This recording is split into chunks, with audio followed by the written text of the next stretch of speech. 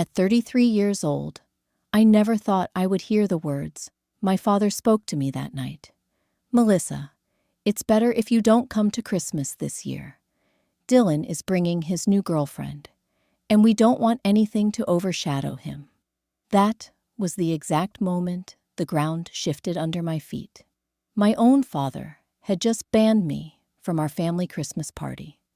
Not because of anything I had done wrong, but because my very existence might make my younger brother look smaller.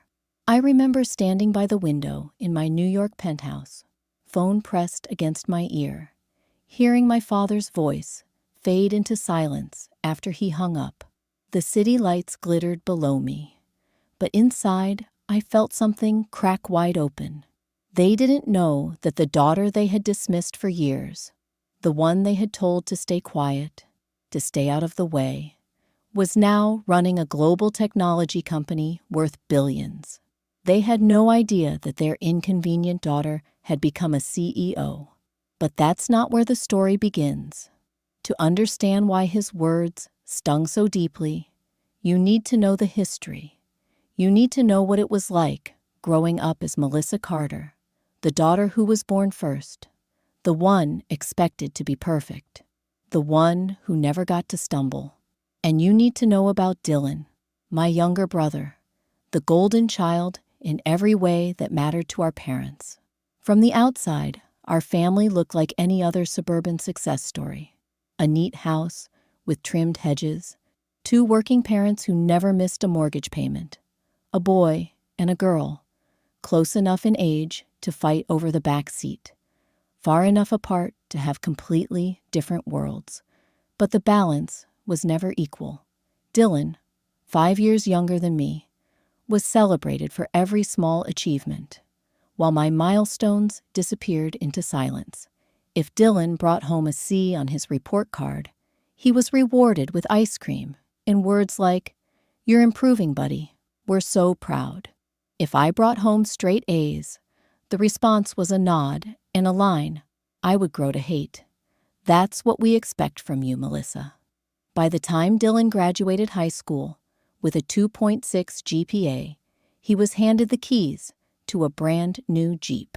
3 years earlier, I had graduated valedictorian, delivered a speech that earned a standing ovation, and walked off the stage to receive a suitcase. "For your journey ahead," my mother said with a smile that felt more like dismissal than encouragement. The message was clear. Dylan was meant to stay, to be the center. I was meant to leave, to fade into the background. I learned early how to swallow my feelings, how to turn hurt into fuel. At 16, I was cooking dinner, while Dylan, at 11, couldn't make a sandwich. At 18, I was working part-time jobs, while Dylan was being cheered from the bleachers, despite sitting on the bench. I carried the weight of responsibility, while he floated through childhood like a balloon no one dared to tie down. That suitcase sat at the end of my bed for months, a reminder of where I stood, and I remember staring at it late one night, making a silent promise to myself. If my family couldn't see me, if they couldn't celebrate me, then I would build a life so undeniable they could never ignore me again. What I didn't know then was just how far that promise would take me, or how brutally it would collide with Dylan's world years later. Before I dive deeper, let me pause right here and ask you something. If you've ever felt overlooked in your own family, if you've ever been told to dim your light so someone else could shine brighter, hit that like button, share this story, and subscribe, because what I'm about to tell you will hit home harder than you think. Growing up in our house, favoritism wasn't subtle. It was painted across every holiday, every school report, every conversation at the dinner table. Dylan was the golden boy, and I was the one expected to just handle things. I was the independent child, the one who didn't need attention, or so they claimed. But what that really meant was I carried the silence of their neglect, while Dylan basked in constant praise. I still remember one spring afternoon when Dylan brought home a report card filled with C's. My parents clapped him on the back like he'd just solved world hunger. "See, you're improving," my father said, before whisking him off for ice cream. I sat at the kitchen table with my own papers, every grade an A. One of them even marked with the teacher's note, "Exceptional work." My mother looked at it for half a second before saying, "That's what we expect from you, Melissa." Expect. That word haunted me. Expectation meant obligation. It meant no celebration, no joy, no acknowledgement. Just a bar set so high that no matter how far I climbed, I was already late to the party. By the time Dylan was in high school, the contrast was laughable. He missed practices, forgot assignments, stayed out too late. Still, they showed up at every game, even when he barely touched the field. And me, when I qualified for a national debate championship, the first in our school's history, I had to take the bus there, alone. I won first place, holding a trophy bigger than my torso, and came home to find my parents sitting on the couch, watching Dylan play video games. "Your brother needs the support more than you do," my father said when I mentioned it. That was our family motto in disguise. Dylan needs more. Dylan deserves more. Dylan is the sun, and Melissa is a planet orbiting in the dark. But the part that burned deepest was graduation. Dylan walked across the stage with his 2.6 GPA, barely passing, and was handed the keys to a brand new Jeep in the parking lot. "This is your reward for finishing strong," my dad told him. Strong? He had coasted through on minimum effort. Meanwhile, 3 years earlier, I had stood on a stage as valedictorian, giving a speech about resilience, ambition, and chasing dreams. My parents clapped politely, then handed me a suitcase. "For your journey ahead," my mother said. A suitcase. Not a car, not a celebration. Just a polite shove out the door. It was in that moment I stopped waiting for them to see me. I loaded that suitcase with my clothes, my hopes, and a resolve I didn't fully understand yet.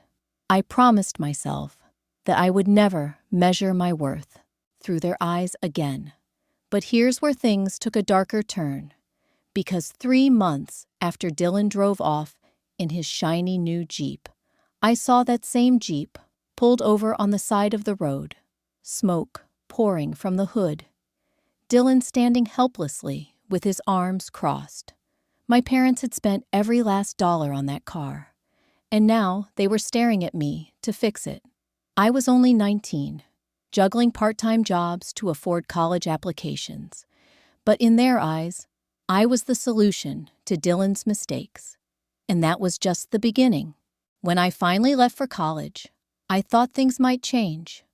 I thought distance would give me the freedom to become someone beyond my family's narrow vision. And in a way, it did. But not because they supported me. No. When I received acceptance letters from several top universities, my parents didn't beam with pride. They looked at the stack of envelopes like they were bills to be paid. "Don't expect us to cover tuition," my father said, even though they had already set aside a fund for Dylan, who was still struggling through his first year of high school algebra. So I packed that suitcase they'd given me, stuffed in $200 of savings from babysitting, and boarded a bus to Northwestern University. That suitcase wasn't just luggage anymore. It was proof that I was on my own. Proof that my family was more invested in Dylan's potential than in my reality. College was the hardest, most liberating chapter of my life. While other students spent weekends at parties or drove cars bought by their parents, I was brewing lattes in the campus coffee shop before sunrise, filing papers at a local business on weekends, and tutoring calculus at night. Some weeks, I clocked close to 28 hours of work on top of my full course load. I lived off instant noodles, recycled notebooks, and sheer determination. But despite the exhaustion, I thrived. I majored in business administration and computer science, pulling straight A's semester after semester. Professors noticed my work ethic. Classmates started asking me for help on projects. For the first time in my life, I wasn't Dylan's sister or the independent one. I was just Melissa, and Melissa was proving herself on her own terms. Still, the absence of family weighed heavy. While friends gushed about care packages and weekend visits, I got silence.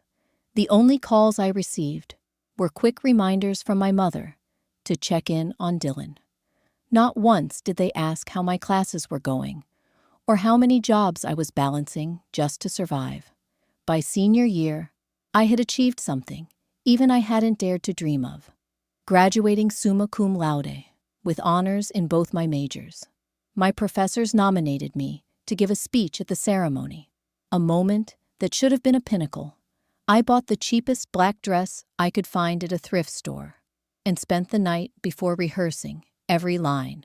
For once, I thought maybe, just maybe, my parents would see me, acknowledge me, celebrate me.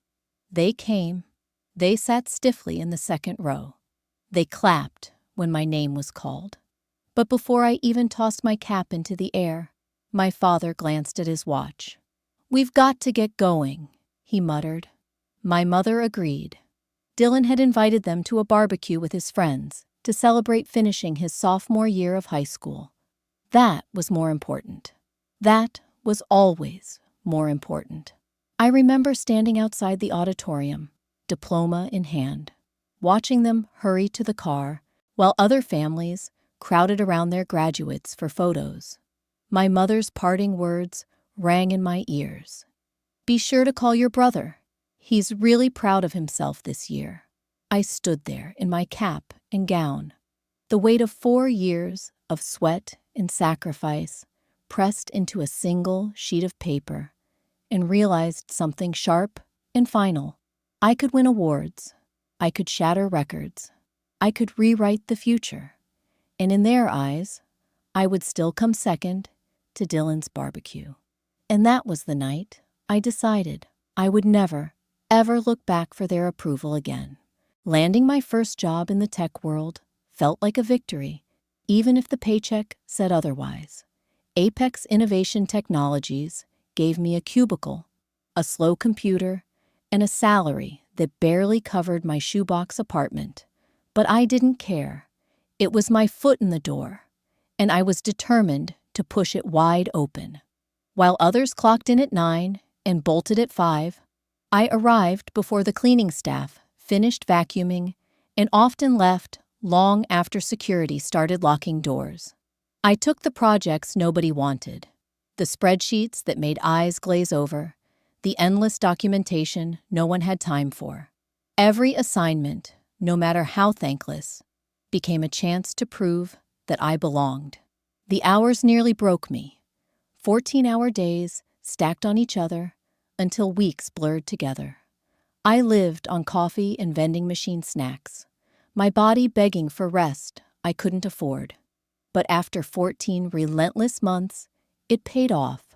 I spotted an inefficiency in the company's product pipeline that everyone else had overlooked. Fixing it saved Apex millions. Overnight, the intern who once fetched coffee was promoted to team lead at 24. It should have been a turning point. It should have been the moment my parents finally said, "Melissa, we're proud of you." Instead, when I called to share the news, my father sighed into the receiver. "Computers," he muttered. "I still don't see why you didn't become a teacher. That's stable." My mother chimed in with her usual concern. "Working that much isn't good for finding a husband. Don't let your career scare off a good man." I stared at the phone in disbelief. Here I was, one of the youngest team leads in the company, making more than either of them, and still they found a way to diminish it. I laughed, not because it was funny, but because the alternative was crying. Meanwhile, Dylan had dropped out of community college after 2 semesters. My parents called it taking time to find his passion. Passion, apparently, meant bouncing from one short-lived job to another. Retail, delivery. A few weeks selling cell phones before getting fired for being late. Still, my parents cheered him on. "He just needs more time," they said. "He has so much potential." I stopped talking about work altogether. What was the point? Every success of mine was a footnote to Dylan's next attempt. My victories were invisible. His failures were stepping stones they praised. But silence didn't erase the fire inside me. If anything, it stoked it. I poured myself into Apex, building my team, sharpening my instincts, climbing rung after rung. By 26, I was managing projects worth millions. My name started to circulate outside the company. Recruiters called, headhunters emailed. I ignored most of them. Apex was safe, familiar, proof that I could win on my own terms. Until one morning, as I was reviewing quarterly numbers, my assistant slid an envelope onto my desk. "From Zenith Enterprises," she whispered. The name alone made my chest tighten. Zenith was Apex's fiercest competitor, a giant in the industry. Inside was an offer that made my jaw drop. Vice President of Product Development, with a salary 3 times what I was making, plus equity that could one day be worth millions. I sat there, the letter trembling in my hands, hearing my father's voice echo in my head. Computers aren't stable. What he didn't know was that this unstable path was about to change everything. The offer from Zenith Enterprises haunted me. I left it on my desk for 3 days, staring at the embossed logo on the letterhead every time I sat down. It was tempting, but it was also terrifying. I had built my reputation at Apex. Leaving felt like betrayal. And yet, the number staring back at me on that offer sheet was life-changing. Not just salary, but equity. A chance to play in the big leagues, not just survive in the minors. I finally signed the papers one quiet evening, my hands trembling slightly as the ink dried. Within weeks, I packed up my tiny condo, slipped my resignation across Apex's desk, and walked into Zenith's sleek glass towers as a vice president of product development. I was 26. The work was brutal. The hours were worse. But for the first time, I had resources, real resources, to make things happen. Under my leadership, our division developed breakthrough technologies that set Zenith apart from the competition. My name started appearing in industry magazines. Analysts speculated about my career trajectory, but I told no one in my family. To them, I was still working with computers. 3 years later, Zenith merged with a global tech powerhouse called Nexus Systems.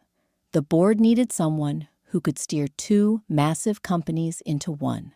To my shock, my name made the shortlist for CEO. I was 29, standing against candidates with decades more experience.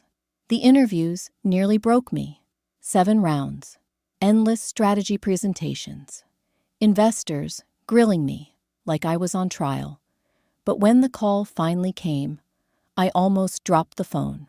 "Melissa Carter," the chairman said, "the board has voted unanimously. We want you as CEO of Nexus Zenith Technologies." I hung up and sat in my silent apartment, staring out at the New York skyline, tears spilling down my face. Every sleepless night, every lonely bus ride, every ignored achievement, it had all led here. I was the youngest CEO in the company's history, overseeing a global enterprise worth billions. That weekend, I called my parents, my voice shaking with pride. "I have big news," I told them. "I've been appointed CEO." My father's voice on the other end was flat. CEO of what? A startup? No, Dad, I said softly. Of Nexus Zenith. It's a multinational corporation. There was a pause. Then my mother's voice chimed in, chipper as ever. Well, that sounds demanding. Will you have time to date? Dylan's thinking of taking a real estate class. Isn't that exciting? The conversation ended the same way it always did. Dylan at the center, me on the sidelines. And that was the moment I stopped telling them anything at all. For the next few years, I lived in two worlds. At work, I was the woman on magazine covers, giving keynote speeches, steering billion-dollar deals. At home, I was the daughter they barely acknowledged, the sister overshadowed by Dylan's endless potential. Until December, 3 weeks before Christmas, my phone rang. My father. Melissa, he began, his voice awkward. We've been talking. Dylan's bringing his new girlfriend this year. She works in management at some tech company. We think it might be better if you came for New Year's instead. I felt my chest tighten. Are you uninviting me from Christmas? Not uninviting, he rushed. Just rescheduling. We don't want Dylan's girlfriend to feel overshadowed. I gripped the phone so hard, my knuckles went white. After everything, after clawing my way to the top, I was still the daughter they wanted hidden in the background. And that was the year my family banned me from Christmas.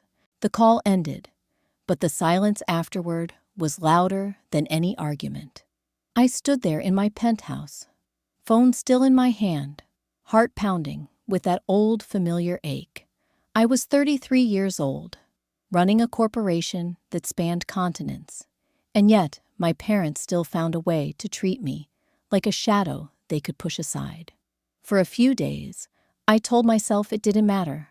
I buried myself in work, budget meetings, international calls, late-night strategy sessions. But as December crept closer, the truth gnawed at me. I had never missed a family Christmas, not once. I had taken overnight flights, rearranged board meetings, sacrificed vacations just to be present. And now, without hesitation, they were erasing me. My best friend Zoe was the one who finally broke through. She arrived at my apartment with 2 bottles of wine the night I told her. They banned you because Dylan's girlfriend works in middle management, she said, her voice dripping with disbelief. Melissa, you run a global company. That's not just favoritism. That's delusion on an Olympic level. I laughed bitterly, though it felt more like choking. They don't really know what I do. I stopped telling them years ago. They never cared. That's the problem, Zoe snapped. Normal parents would be throwing parades for you. Instead, they're worried about protecting Dylan's ego. When are you going to stop giving them that power? Her words stung, not because they were wrong, but because they were right. For decades, I had kept a fragile hope tucked away, that one day they would see me, that one day they would celebrate me. That fragile hope shattered with that phone call, so I made a decision. I wouldn't attend Christmas. I wouldn't even show up for the consolation New Year's brunch. Instead, I booked a last-minute spa retreat in Vermont. I shipped their carefully wrapped gifts. First editions of Dad's favorite author, a cashmere sweater for Mom, the latest gaming console Dylan had been hinting at, to their doorstep with a polite note. No explanations, no apologies. On Christmas morning, I stayed off social media, telling myself I wouldn't care. But by afternoon, temptation won. I opened Facebook, and there it was, my mother's post, a long dining table set with the good china. My father at the head, carving roast beef. Dylan grinning, his arm around a tall brunette woman I assumed was the famous Laura. The caption read, "Perfect Christmas with Dylan and his amazing girlfriend. So proud of these 2 power players." Not a single mention of me. Not even a polite, "Wish Melissa could be here." It was as though I didn't exist. I stared at the photo until my vision blurred, then closed the app. That was the moment something shifted inside me. Not rage, not even heartbreak, just acceptance. If they couldn't see me now, they never would. And I decided I was done chasing ghosts. The months that followed were a blur of travel. January took me to Singapore, February to Seoul, March to Tokyo. I immersed myself in work, grateful for the distraction. Calls from my parents went unanswered. Dylan sent a generic, "Happy birthday, sis," text that I ignored. The distance, oddly, felt like freedom, until one Tuesday morning in mid-March. My HR director, Jennifer, walked into my office with a curious look. She slid a resume across my desk. "We have an interesting candidate for the senior product manager role," she said. I glanced down, my eyes locking on the name at the top. Dylan Carter. For a long moment, I couldn't breathe. My brother's name stared back at me in bold font, the resume dotted with embellished job titles, vague skills, and one new addition: a recently completed online business certification. Dylan had finally found his way into my world, though not in the way I ever imagined. Jennifer, my HR director, was professional as always. He mentioned a potential conflict of interest, family connection to senior leadership. "I wanted to confirm how you'd like to proceed." I forced my voice to stay calm. "Run the process exactly as you would with anyone else. Screen him, interview him, document everything. If he makes it to the executive round, I'll step in with full transparency. No favoritism, no shortcuts." She nodded, satisfied, and left me alone with the resume. I stared at it for a long time, wondering what Dylan knew, what he didn't, and how this was going to end. 2 weeks later, the answer came. Dylan walked into the executive boardroom, shoulders back, chin high, a brand new suit hanging awkwardly on his frame. His confidence was cocky, almost smug, until his eyes landed on me. The color drained from his face. His mouth opened, then closed again, like he'd forgotten how to speak. "Melissa," he blurted, shock turning his voice brittle. I straightened in my chair. "Good afternoon, Mr. Carter. I'm Melissa Carter, CEO of Nexus Zenith Technologies. Please have a seat." For once in our lives, the power dynamic was mine. The interview that followed was brutal, though I kept my tone professional. Dylan stumbled through technical questions, his earlier bravado unraveling. Twice, he tried to invoke family ties. Growing up with a sister like Melissa taught me about leadership. But each time, I cut him off and redirected him to specifics. By the end, sweat dotted his forehead, his answers unraveling into vague cliches. When the session ended, he leaned forward, dropping the act. "Unbelievable. You're running this entire company, and you never told us. You can't even put in a good word for your own brother." I held his gaze. "Dylan, I've spent my entire life being told to make myself smaller so you could shine. I won't compromise this company's standards to protect your ego. The process will be fair. Nothing more, nothing less." He scoffed, shoving his chair back. "Wait until Mom and Dad find out. They'll flip." Then he stormed out, leaving the words hanging like a threat. And flip they did. Less than 24 hours later, my phone lit up with frantic messages. "Jake told us everything. Why would you hide this from us? Call us now. This is serious." I ignored them. But ignoring didn't last long. That Saturday morning, my building's concierge called. "Miss Carter, your parents are in the lobby.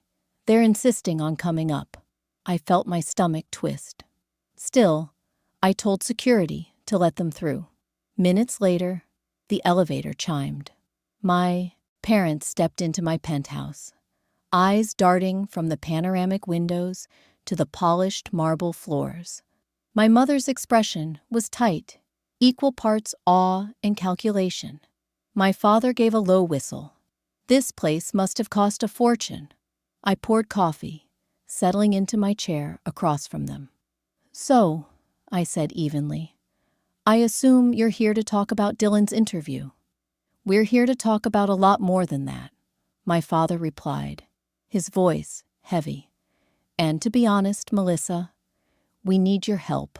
My father's words hung in the air like a heavy curtain. We need your help. For a split second, I thought maybe, just maybe, they meant emotional help, that they had finally realized how much damage years of favoritism had caused. But then, my mother leaned forward, eyes darting around my penthouse, as if she were tallying price tags. The house needs a new roof, she said softly. Property taxes have gone up, and we had to take out another loan to help Dylan with some expenses. Things are tight right now. There it was.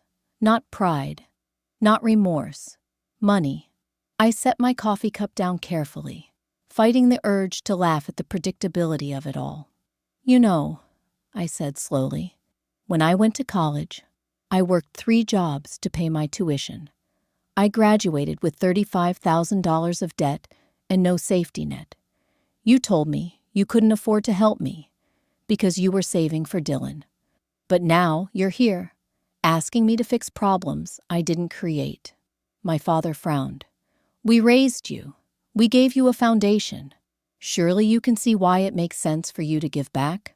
I stood, the weight of 33 years pressing into my spine, and walked to my office. Excuse me, I said. I need to make a call. I left them, whispering behind me, probably assuming I was phoning my bank. But 10 minutes later, when I returned, I carried a different kind of answer. I just spoke with Dr. Eleanor Hayes. I told them. She's one of the top family therapists in the city. She has agreed to see us for an emergency session this afternoon. Their faces twisted in confusion. Therapy, my mother asked. Melissa, we don't need therapy. We need to get these bills under control. No, I corrected, my voice calm but firm. What you need is to face the reality of what our family has become. I will not hand you a check and pretend decades of pain never happened. What I'm willing to invest in is the possibility of healing. 6 months of therapy, paid for in full by me. After that, if we've rebuilt something real, we can talk about financial help, but not before.